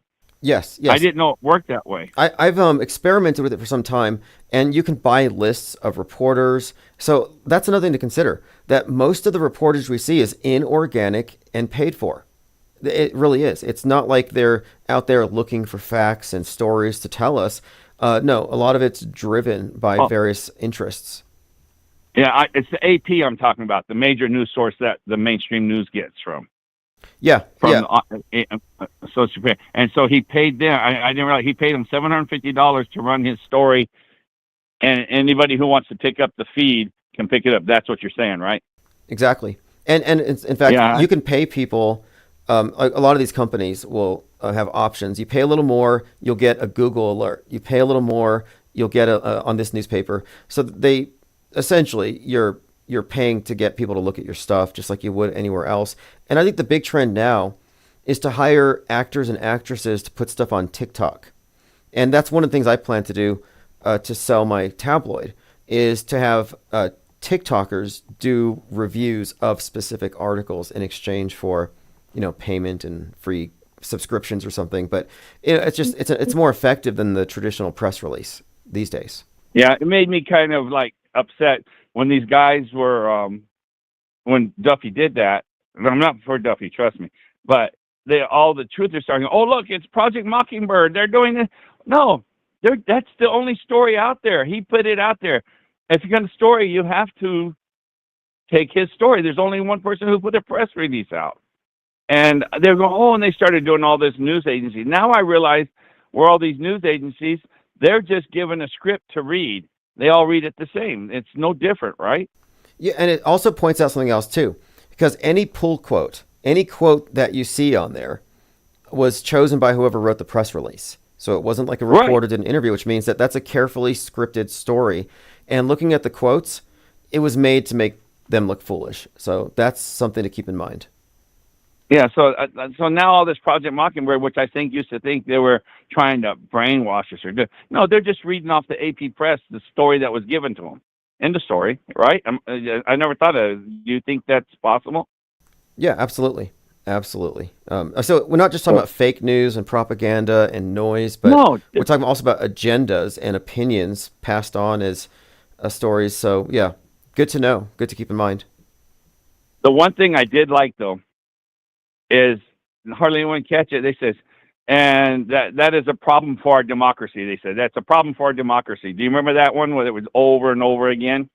Yeah, and again, the explanation here is simply that this is what media is, and repetition is a huge part of propaganda. I make that point quite a bit. That one of the reasons for what we see and experience. We're not a democracy. That's the problem. They kept saying that 1,000 times. They never said republic. It's a democracy. So they're throwing democracy out there so hard during the elections. They keep saying democracy when we're supposed to be a republic. But it mostly says something, too, about the uniformity of messaging. Like, so all the normies are getting the same programming. And that same sheet that we're all on is what holds the Truman Show together. And it's completely the same everywhere. It's actually remarkable. This synchronization that we all experience as a result of buying into the same paradigm. Well, okay, I'm gonna let you go. My thing's on goes against your little prediction and stuff. I'm saying it's population for 2025, and if you promise to check out that channel Odyssey, I think you will find it fascinating. Okay, I'll take a look. I'm so no opinions, but your opinion. I'm so white-pilled that I don't even believe in death anymore most days. So anyway, hey, thanks for the call, and call back anytime. Appreciate it. Take care. Okay, so I'm very appreciative of all the supporters of this channel. I think 2024 was really one of our best years. And this year, well, the coming year, I look forward to the think tank physically and literally running over Goldfinch. And then I also look forward to AutoHoaxCon and splintering away, creating that fracture. We want to break away from Trutherville and have the parallel media emerge as a self-aware demographic that grows exponentially, metastasizes outside of the control of the guardrailed and gate-kept media. So again, thanks again for all the support and the comments. We have a very active think tank here. And 2025 is going to start off. I mean, it looks messy, but it's a good thing. It's very interesting. We have the Flat Earth movement has come back to life because now they're disputing whether or not their appointed representatives even went to the South Pole. So I think we're off to a great start. We've had multiple absurdist panics, and we're watching the unfolding of the Luigiite story. Are the Luigiites going to rise up like Joker's army and attack the establishment? Are we going to enter into the Civil War? Is Kamala going to take out Trump? Like, these are all interesting questions. And then we've got space junk looming overhead. So thanks everyone for the comments and calls. This is Symbia's Auto Hoaxology. We will see you all tomorrow. Leaving chemtrails, I don't live in Trutherville. Just because you saw it on the screen doesn't make it real. I don't take the red pill, I don't take the blue pill. I just choose to follow my dreams, auto hoax and chill. I stepped off the world stage and I moved away from all the fake outrage and the hearsay. And I don't give the time of day to those that naysay, because they got a backhand, so the mind is. I stepped away from the game entirely. I won't be caught up in their lame dichotomy. I stepped away from the cage entirely. I'm free today and my mind's been set by reading out of hoaxology. Out of the control system finally. I know where to go if you follow me, cause I've been reading out of hoaxology. Nothing can bother me. Out of hoaxology. Won't put the screen before it's blasphemy. I won't become another mind war casualty. I came up out the realm of possibility to take the helm of this reality. Cause I've been chillin' reading out of hoaxology, rejecting all the expectations of the auto-believer, to become a new creation on the raft of receivers. Standing on the sword of truth, I stab the backs of deceivers, demanding burdens for the proof from all the hacks and believers. I stepped away from the game entirely. I won't be caught up in the lame dichotomy. I stepped away from the cage entirely. I'm free today and my mind's been set by reading auto hoaxology. Out of the control system finally. I know where to go if you follow me, cause I've been reading auto hoaxology. Nothing can bother me. Auto hoaxology. Won't put the screen before it's blasphemy. I won't become another mind war casualty. I came up out the realm of possibility to take the helm of this reality. Cause I've been chillin' reading auto hoaxology, suspending all the judgment, you won't get a reaction. Won't defend it, I won't budge until I get all the facts in. I won't argue with the bots about